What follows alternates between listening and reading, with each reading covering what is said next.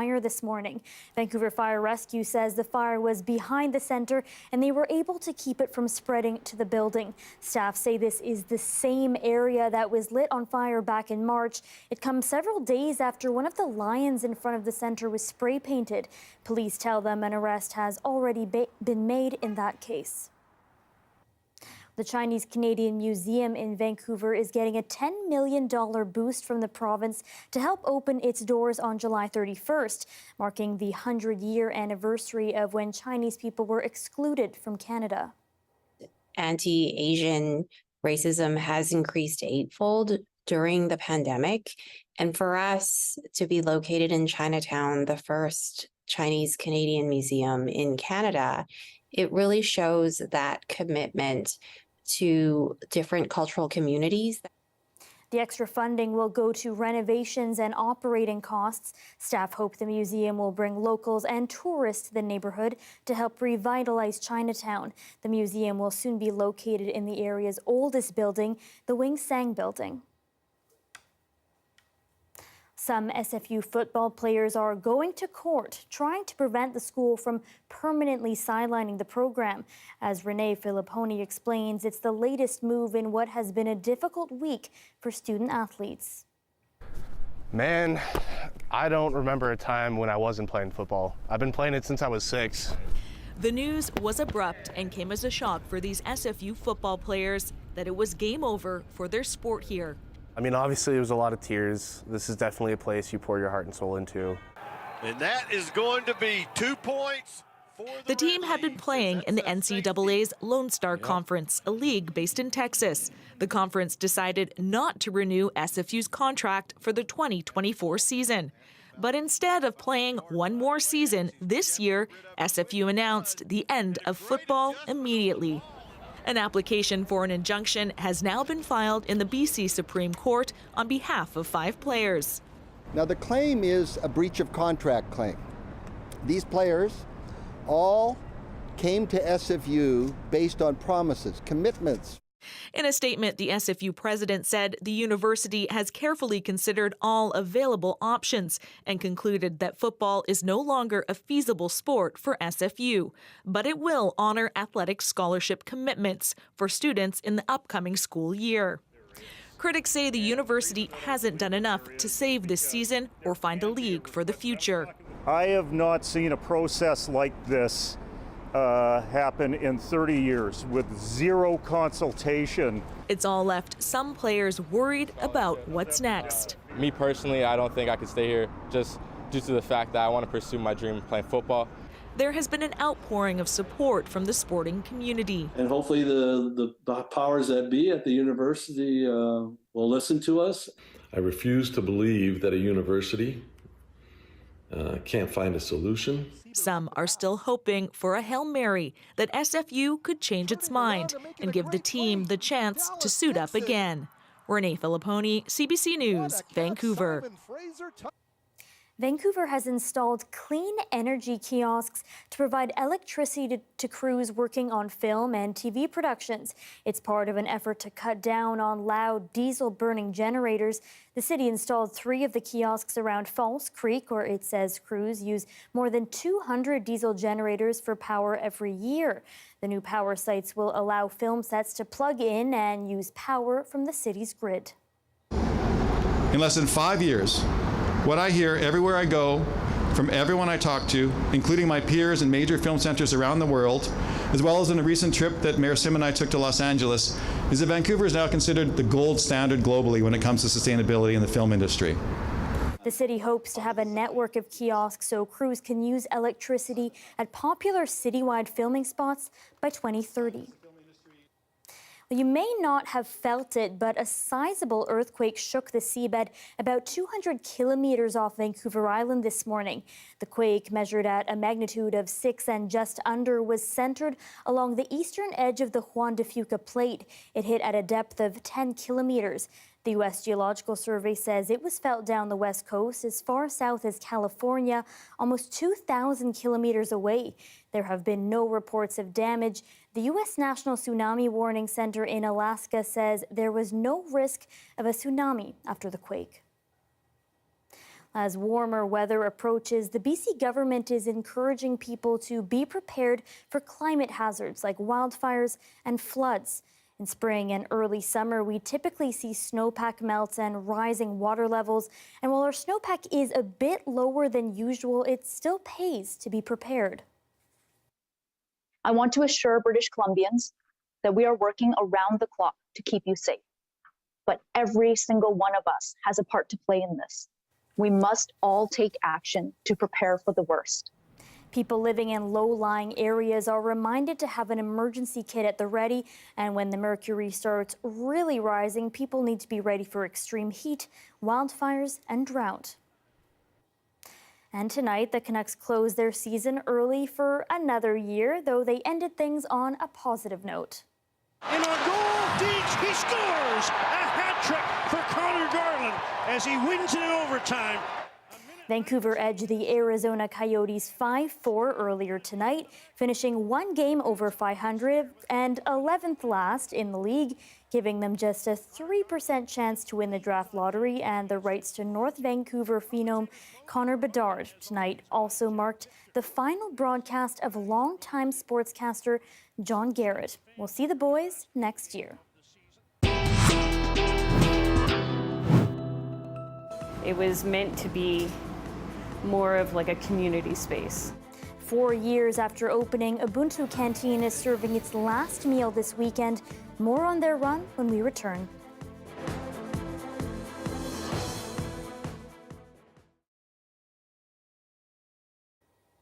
Thanks for watching our commercial-free live stream. Steinbach, Manitoba is known as a traditionally Mennonite community, but that's starting to change as the city grows. In February, the local Muslim community started hosting weekly prayers.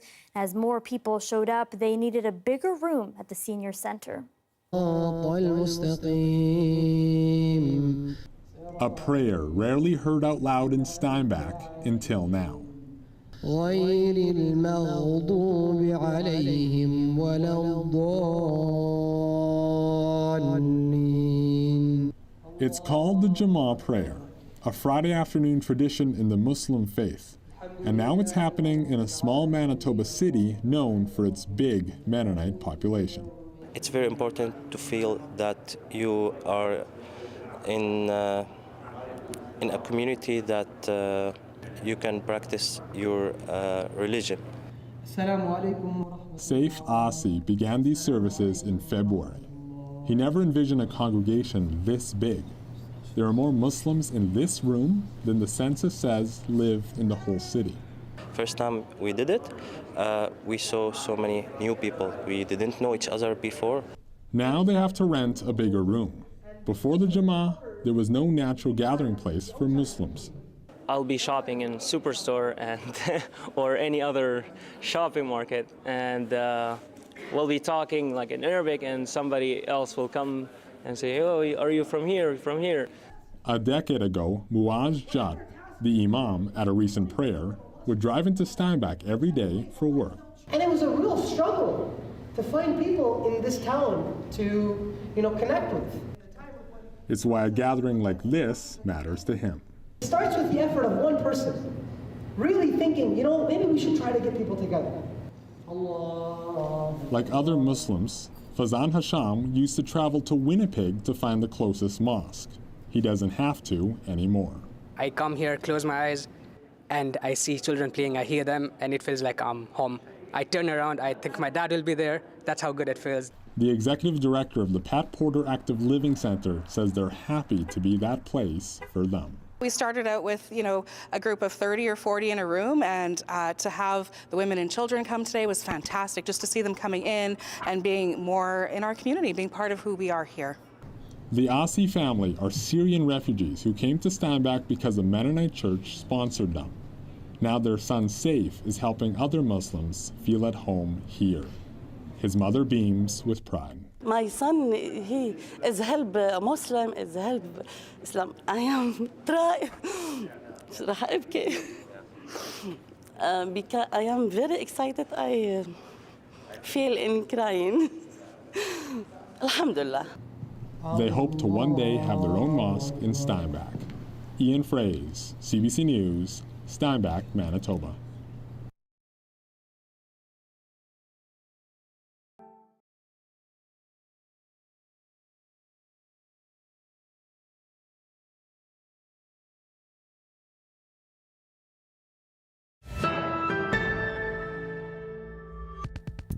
The Lower Mainland is losing another unique restaurant. Ubuntu Canteen's aim was to focus on building community as it served delicious food, but just over 4 years later, the restaurant will serve its last meal on Sunday. We spoke with staff members as they prepare for the end.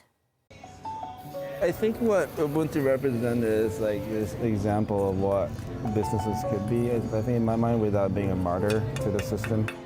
The actual building itself is just welcoming. The way it was designed, and the wood and the lights and the plants, it was meant to be more of like a community space. The vibe and just the philosophy that Dave has in terms of food and restaurant tourism and creating a community was just something that really naturally drew me to it. I think, and it stems back to like the name Ubuntu and Dave's philosophy behind that, and like that everyone is seen and it's a community, and it's not really just like the one person, like the patriarchal chef, you know, reigning over everyone. It's more that everyone has thoughts and ideas, and that matters. Everyone on the team here is just amazing. Like, it's one of the things that I'm gonna miss most. We just care about each other. Yeah, and you can tell that by the interactions, and that's the type of people that tend to work here. You want to create a place where people can truly be themselves. I think part of it is also like, it's a sunset clause here, right? We came, we showed, and then we disappear because our job is done. We need to be willing to relinquish ourselves when our time is no longer valuable or our purpose is no longer relevant. Right? And then like all things, like eventually, you know, any kind of organization has to disappear when their job is done. This was Crystal Cove Beach Resort in Tofino, an absolutely gorgeous day on the island. Kuljeet will have your full forecast next.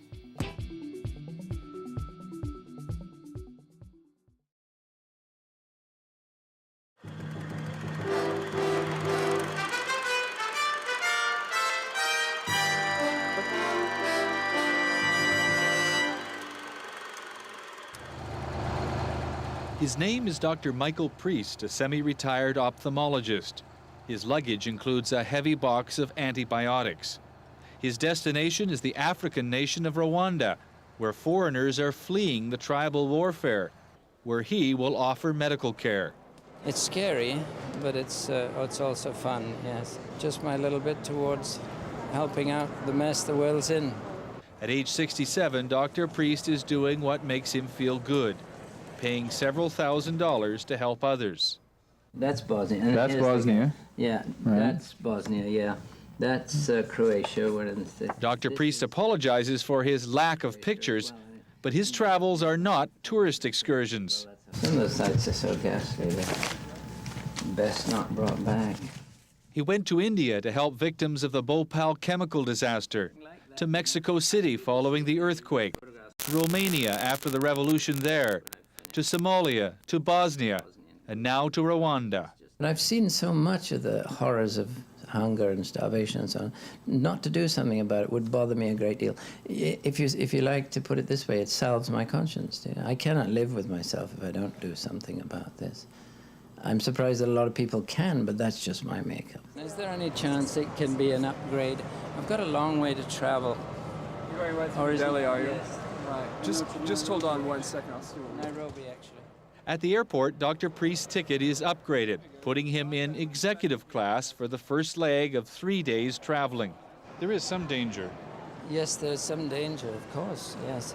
Are you worried about that? Yes, very worried about it. I think I said so. That's a feature that I can't get over, and there's no way that I can do anything but worry about it. But if you go, you've got to take that risk. Dr. Priest will trust his safety to an international organization of doctors he will join in Nairobi, Kenya. He admits he knows nothing about Rwanda, except that there is an urgent need for doctors. John Gibbs, CBC News, Vancouver.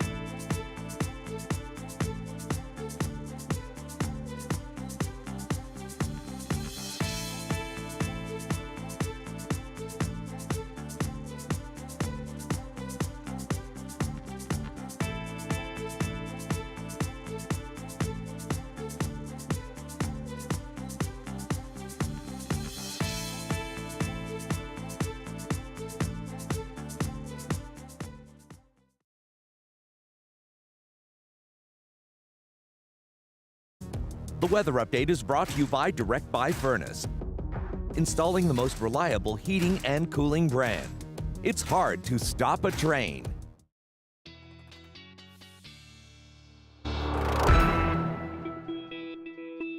And our Kuljeet Kaila joins us now for a look at the forecast.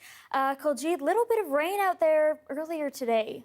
Yes, this afternoon, unexpected. We had a little bit of rain. It didn't stick around for too long, happened just before 5 p.m. Our next system will be bringing in a lot more rain, and that is going to settle in this weekend for Saturday and Sunday. But the good news is we're going to get less than what we initially thought. Here are the totals that we are looking at now for Saturday and Sunday, less than 15 millimeters. So light rain, periods of it. It will be on and off throughout Saturday. We might see a little bit of sunshine as well for Saturday. Sunday, a little bit more rain, 25 millimeters, and of course, more for the Tri-Cities and for Squamish. Like I said, periods of rain throughout Saturday on and off, so it won't be all coming at once. Here's some weather notes for today. Today's high was 10 degrees, just below average for this time of year. I was feeling a little bit colder than usual today. The periods of rain, like I said, do start this weekend. We will see some fog developing overnight tonight and into tomorrow morning, but it will be gone by about noon. Temperatures and conditions across the province tomorrow: sunshine for Prince George, a little bit of cloud,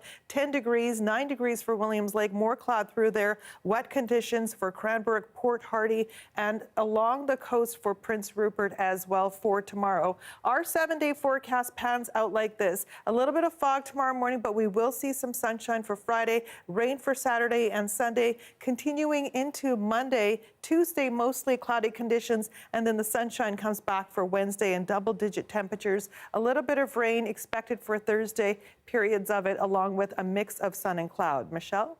Okay, rainy weekend, but they say April showers, May flowers, I think. Yes. Okay, thanks, Kuljeet. You're welcome. Well, always one to make a big splash. Celine Dion showcased her first ever movie role and 5 new songs today.